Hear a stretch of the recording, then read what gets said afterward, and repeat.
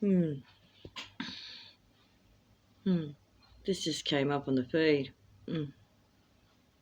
Paul Keating, the sound and the fury. All right then. Hey, you old timers, you over 40s in Australia, you know what that means. Okay.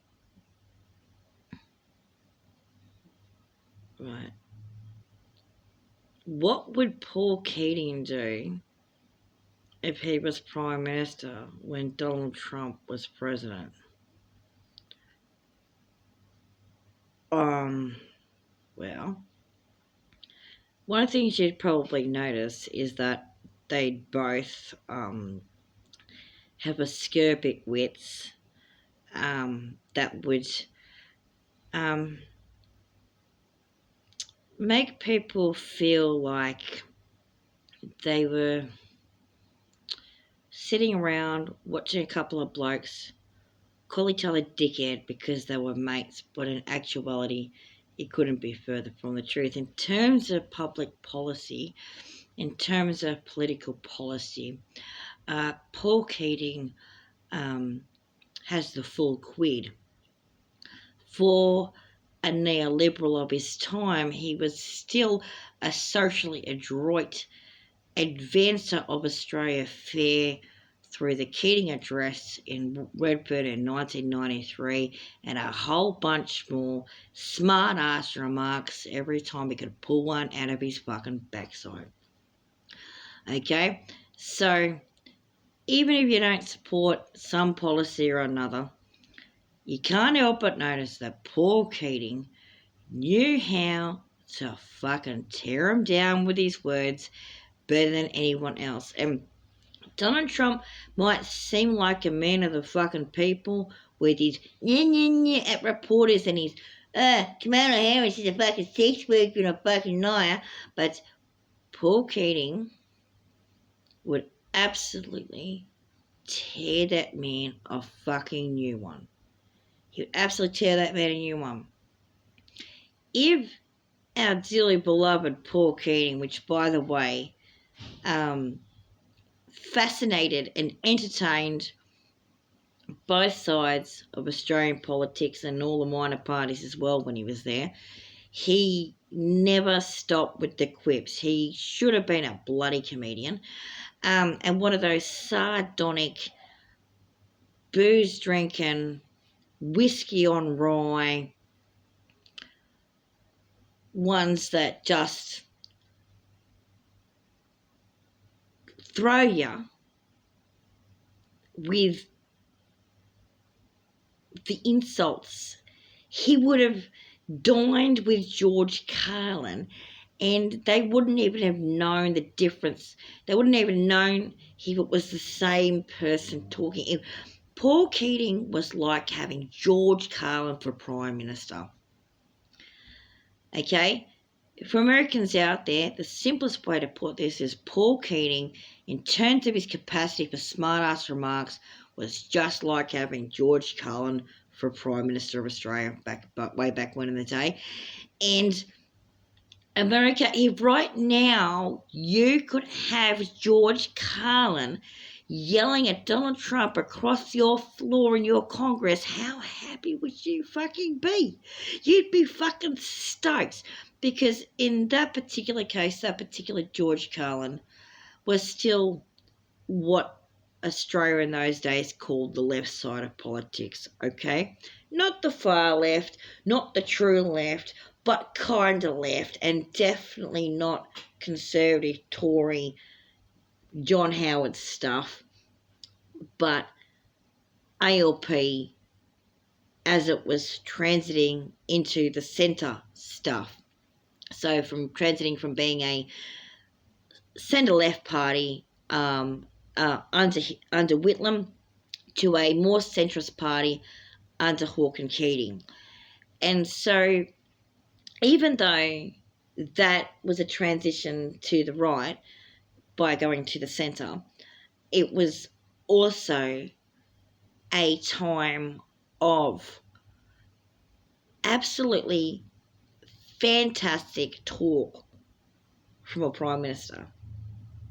Before there was the misogynist speech in Australia, which has reached legendary proportions internationally, there was Paul Keating.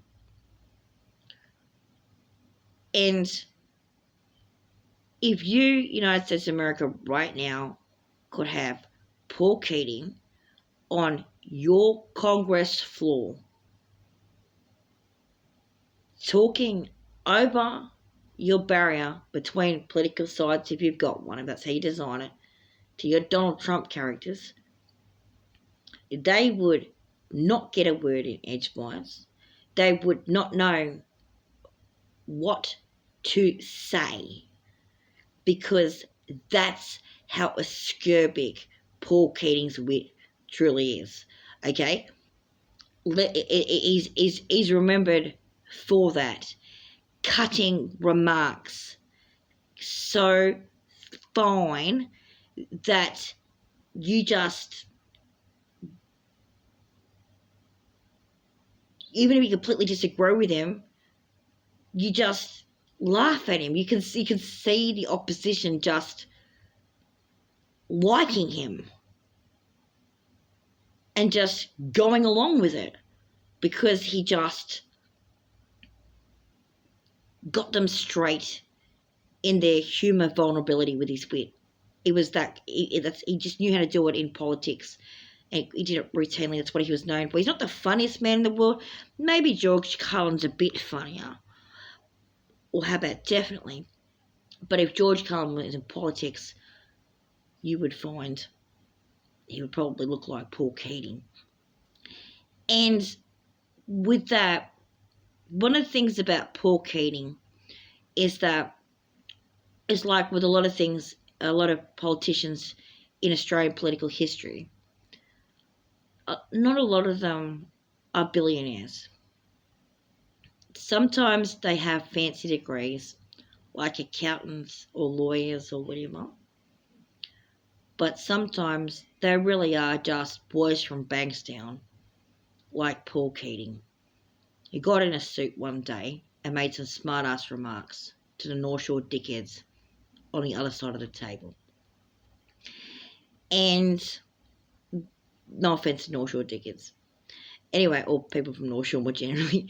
But that's Strine talk there. If you're a Strine talker, you'll know from way back when, you'll know what that means. So,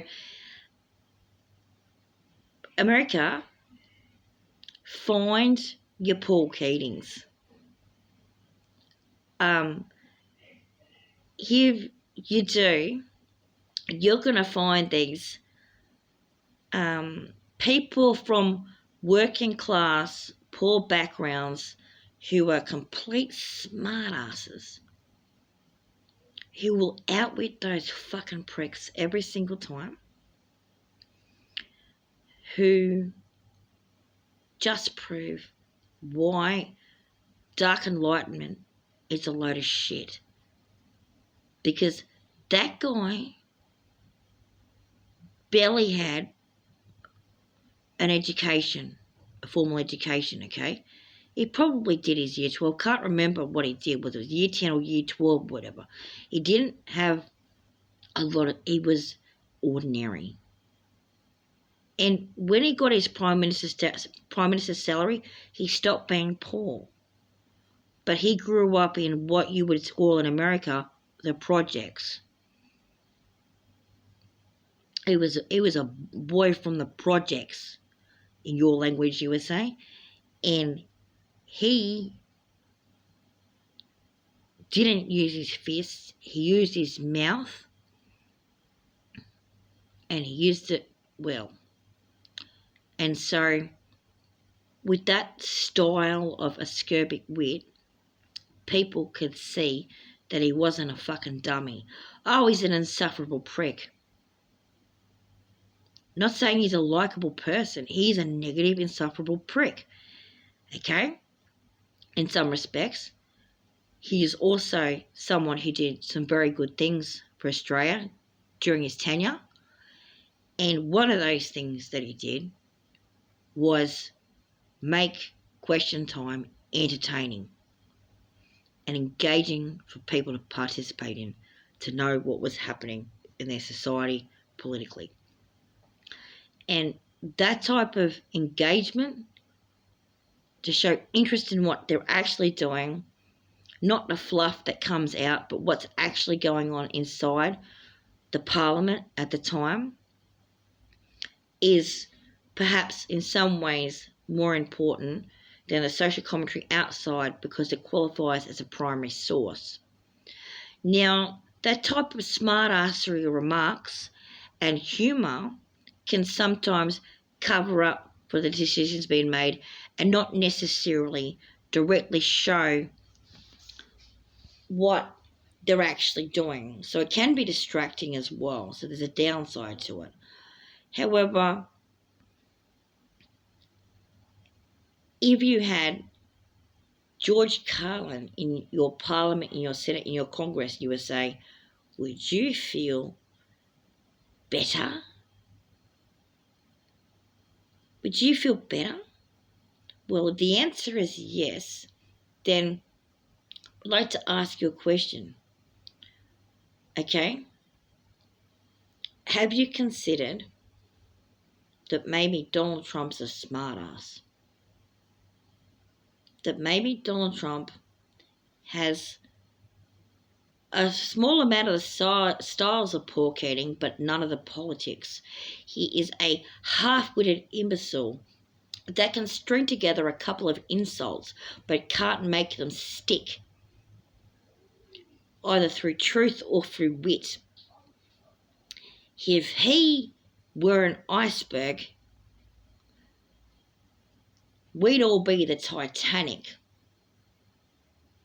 And you'd best be this time not building a second one like Clive Palmer was wont to do. Acknowledge that the first one sunk for a reason. Poor leadership, a complete lack of regard for the working class passengers, and absolutely no navigation skills whatsoever, and the hubris to match. All these things and more would reflect a Trump leadership more than it would the ALP, and subsequently, despite any spacker jokes he might have made about a reporter once, he would not have half the commandeering of the English language for the purposes of smacking you all down that you would find in a Julia Gillard or a Paul Keating. Hope you've been done honour.